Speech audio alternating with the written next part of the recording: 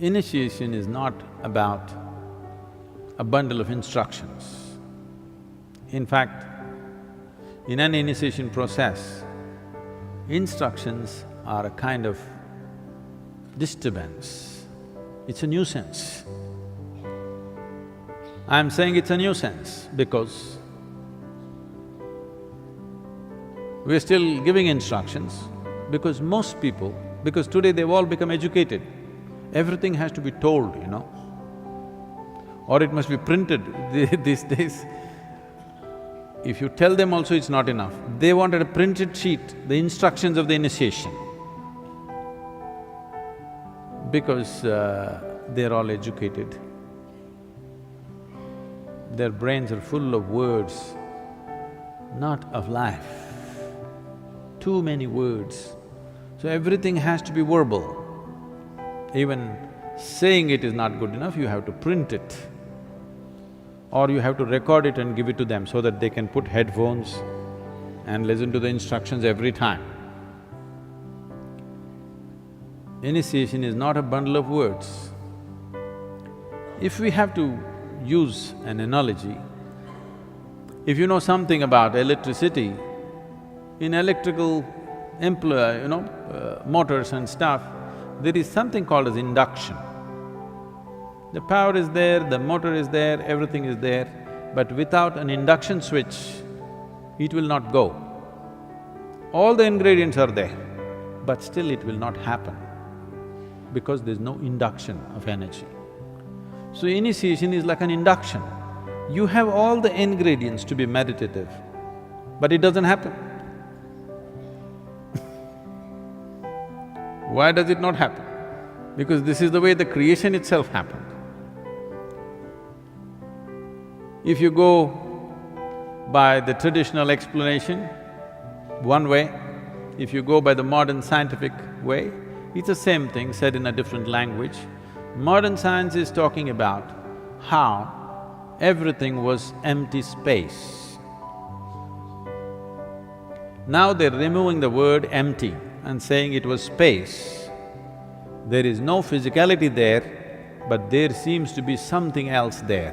What that something else, we don't know, as per the science.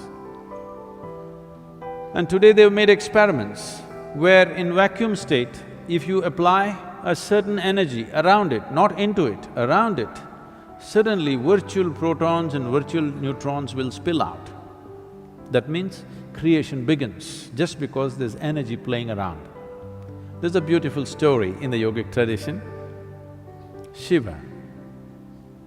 You must understand the word Shiva. Shiva means that which is not. It's an appropriate description for space. That which is physical, creation. That which is not is non-physical dimension of the existence. So Shiva means that which is not. Shiva was lying, his body spread across the cosmos, but he's not. He doesn't exist. He doesn't have a physical manifestation. Then Shakti, a certain dimension of energy, came and danced around him.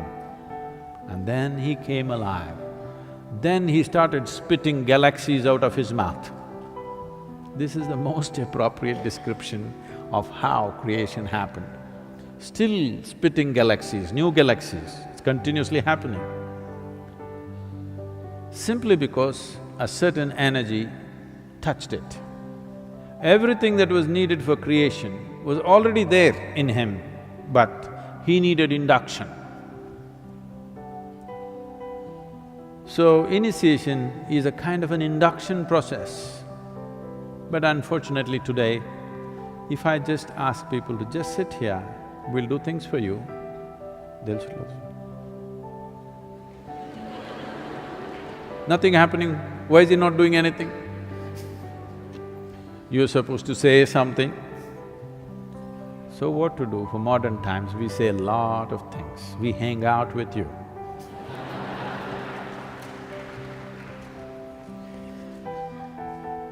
Today, if you go and sit in the Dhyanalinga temple, without instruction, you can become meditative.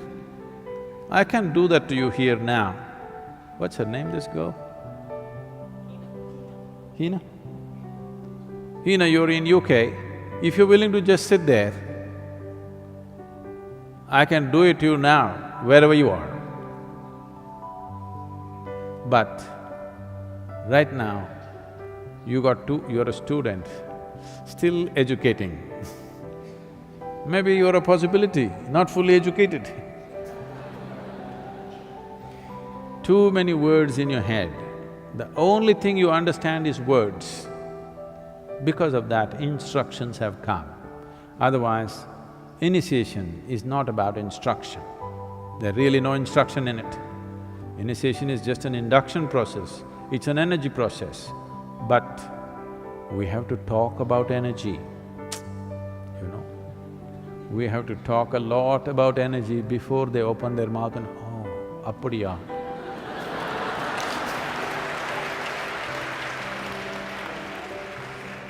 Tough times for gurus. Too much talking. If you don't talk, nobody will be here.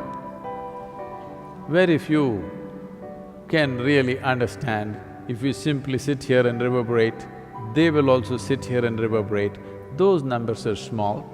Well, in Isha those numbers are increasing. I don't have to say much. But in the larger world, you have to talk and talk. Hang out with people.